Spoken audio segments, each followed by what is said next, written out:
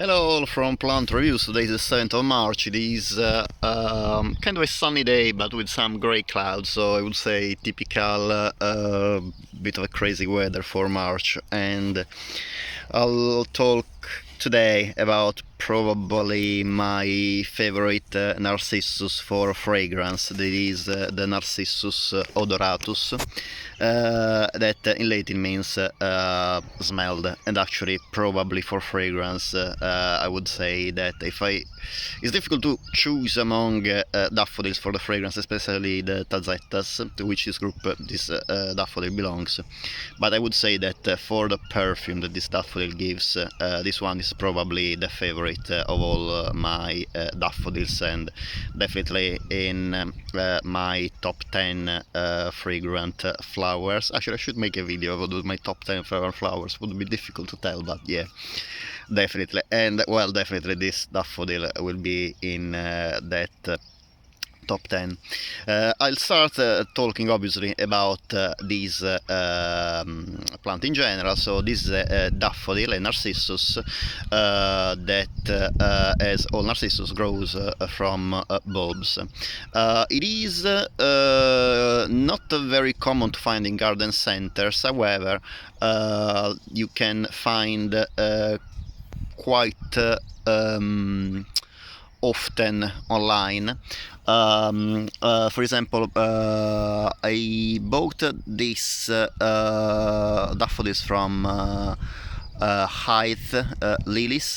There is a nursery that specializes in lilies. However, I found that also broadleaf bulbs have these daffodils, and in my opinion, it is really a daffodil that it really worth to have in a garden. I found this plant fully winter hardy, at least in Kent. I live in zone 8, and it was able to stand also below zero temperatures we had this winter. And actually we're expecting below zero for a couple of days this weekend. However, yes, now I am very happy that at least in Kent this daffodil can be grown outdoors without any problems. This is the second winter I grow it outdoors. About the plant, the bulbs, as all daffodils, needs to be planted in autumn, and they will sprout in late autumn, early winter. The leaves of this daffodil are bluish-green, and I would say very much grass-like. They are just a little bit rounded at the top, but really, probably if you plant it in the garden, you wouldn't be able to distinguish the leaves from like normal grass, especially if you have pretty tall grass. The size of this daffodil is quite small. It is about 25 centimeters tall, and as usual for daffodils, the bulbs need to be planted in very well drained soil and ideally full sun.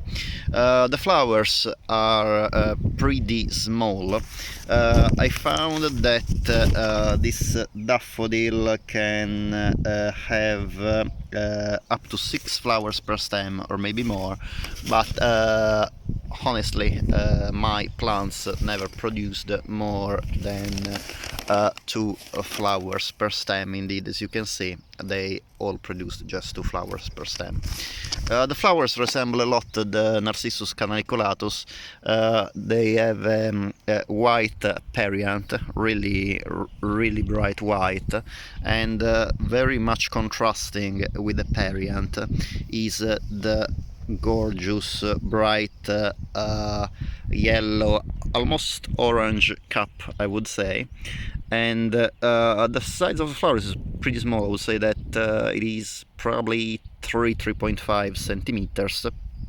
And it is a pity that these these flowers are produced only in 2 per stem, because the fragrance is really something out of this world. It is this is very difficult to describe, this fragrance. I have other daffodils that you can actually smell meters away from the plant because they produce an abundance of blooms. For example, the avalanche is the typical Tazetta daffodils that you can smell even like a couple of meters far from the plant. However, the scent itself, it is very complex. It has very subtle notes of citrus, but the most of the fragrance is sweet. But most importantly, what really makes peculiar this daffodil is that it has a very strong fruity fragrance. It is, yeah, it is kind of pineapple and banana. It is so difficult to describe, but it is definitely one fragrance, that a perfume, a scent that you really need to smell to appreciate. It is really a gorgeous scent. About the cultivation of this plant, as you can see, the plant is a pretty small plant, say, in comparison to this other daffodil in bloom, this Tazetta pansianus. You can see that the Tazetta pansianus basically has a flower about the same level, while the the edge of the pot is at least 10 centimeters below. So the Odoratus is really a daffodils that if you want to grow in the garden, you can grow it in the front border, but really if you have lots of weeds coming up, I would probably recommend you to put it in a pot. In this way you have more control over the condition of the daffodil, you can weed it much easier, and also most importantly you can bring it indoors if you want to appreciate indoors the incredible perfume. This daffodil is, as I said, a Tazetta, so belongs to the group 8 of the daffodils, and I found on the website DaffSeek, that is probably the best website if you want to find information about daffodils, that it is was developed by an unknown hybridizer in France, and it was found by Alec Gray in the Isles of Scilly and named by him. The flowers resemble a lot the Canaliculatus, but on DaffSeek it says it is a much more reliable bloomer, and I have to say I believe so, because last year out of 20 bulbs of Canaliculatus I planted, only one bloomed. At least it was fragrant as well. However, the fragrance of the Odoratus is something really incredible.